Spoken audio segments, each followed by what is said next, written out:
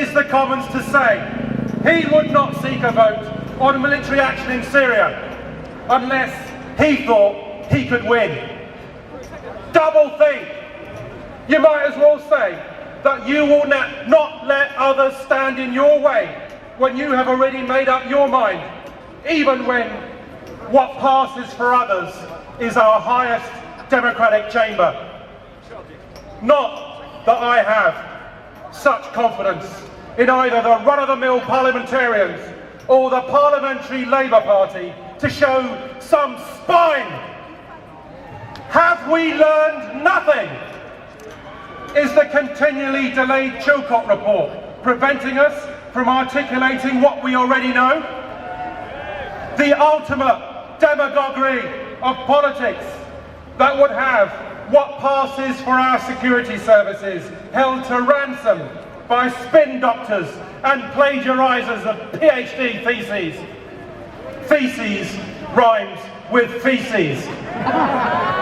What confidence should we have in their unpublished assessments, sexed up by Cameron under the pretext of, if only you know what we knew?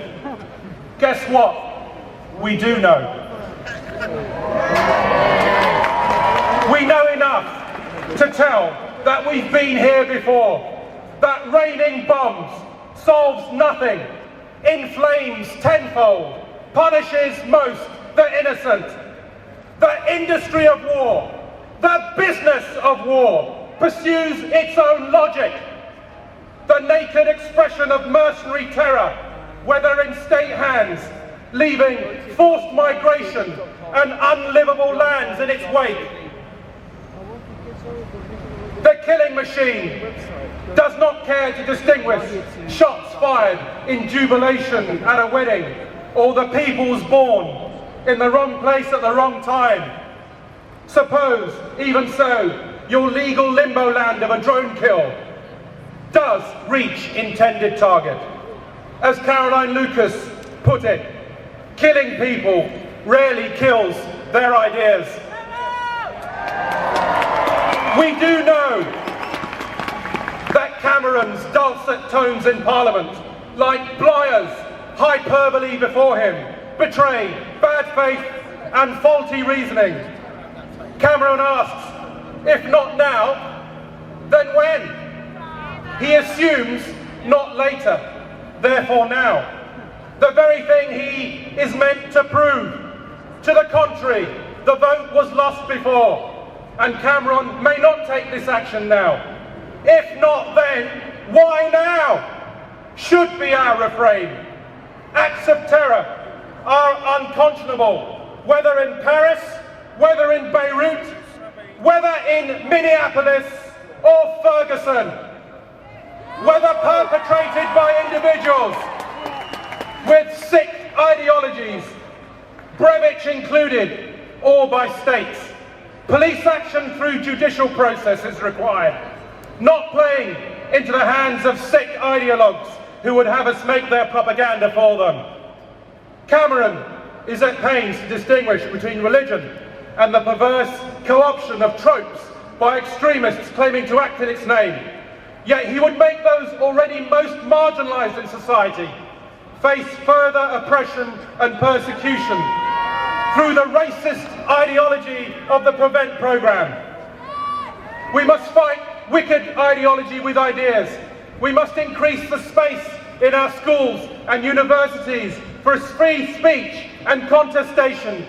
Instead, Cameron would have made drive speech underground through thought police and fear of criminalisation.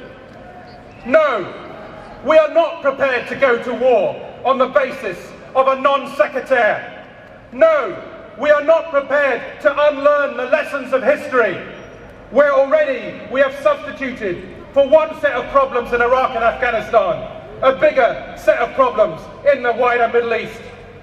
Killing people in order to save them in Iraq, leaving behind a power vacuum in its wake for sectarian violence to fester. We are repeatedly told we cannot do nothing. To the contrary, to not go to war is not to do nothing. It may not be testosterone fueled. It may not be so glamorous as Hollywood actioners knows no limits being played out on our TV screens, but it is the ultimate resolve. As was truth and reconciliation in South Africa, as were the Northern Ireland peace talks, punctuated as they were by a better way of pursuing politics, to meet our enemy not through escalation, but through de-escalation. As post-9/11 neocons were quick to admit, as if through wicked design, that the chances of future terrorist incidents became more likely, not less, through their retaliatory actions. Whether through malice or incompetence, the effect of Cameron's design is the same: increased threat of terrorism on our streets. This is not the noble cause, he claims. This is the stuff of notorious spin doctory that the late Dr. David Kelly sought to expose. Free vote, we proclaim, in anticipation of another vote in the Commons. Well, I appeal directly to the Labour Party. My conscience is as my Green Party's conscience, as should be yours. Take your vote as you listen to the conscience of your leader Corbyn, not the ghost of Tony Blair. Take your vote. Take your vote as you reflect on the fate of Jean-Charles de Menezes, shot dead in London by those tasked to protect us. And take your vote as you hear the torment of the disempowered and voiceless peoples of the world, begging us, if so they could, not to pursue war. I despair! Thank you, Shahrar. Now we all know that one of the